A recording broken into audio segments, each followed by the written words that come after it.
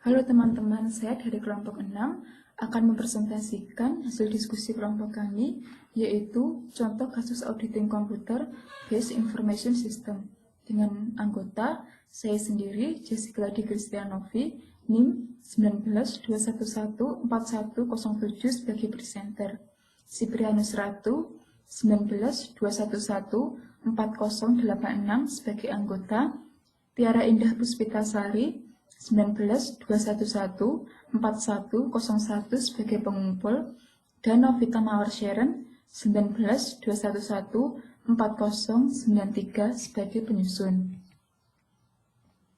Yang pertama di sini ada penjelasan singkat terkait dengan audit sistem informasi.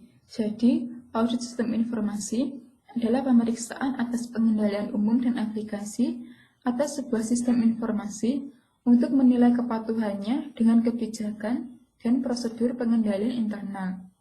Audit sistem informasi ini memiliki beberapa tujuan.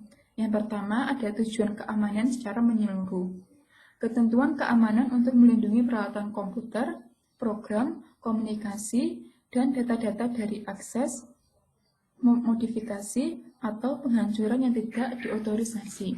Kemudian tujuan yang kedua ada pengembangan program dan akuisisi. Pengembangan dan akuisisi program dilakukan sesuai dengan otorisasi umum dan spesifikasi manajemen. Tujuan ketiga ada modifikasi program. Modifikasi program mendapatkan otorisasi dari dan persetujuan manajemen. Yang keempat ada pemrosesan komputer. Pemrosesan transaksi, file, laporan, catatan, dan catatan komputer lainnya tepat dan lengkap. Tujuan kelima ada data sumber.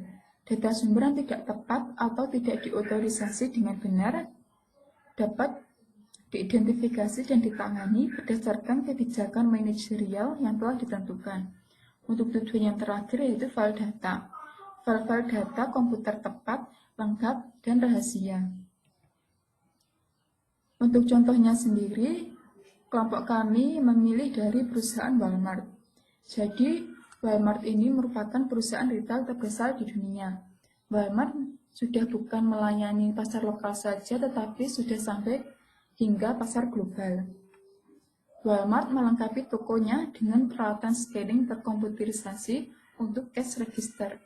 Dengan sistem cash register ini, perusahaan Walmart dapat mengetahui barang apa saja yang dibeli oleh pelanggannya dan memberitahu produsen arus produksi dan kemana mereka harus mengirim barangnya. Kemudian untuk proses bisnisnya, Walmart menggunakan teknologi informasi dan mendukung para pemasoknya untuk menggunakan teknologi informasi juga.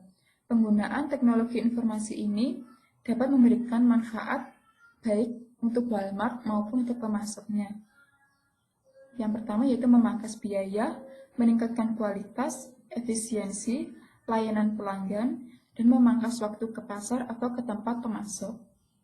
Selanjutnya, sistem teknologi informasi Walmart juga berguna untuk mengubah data mentah menjadi data berguna.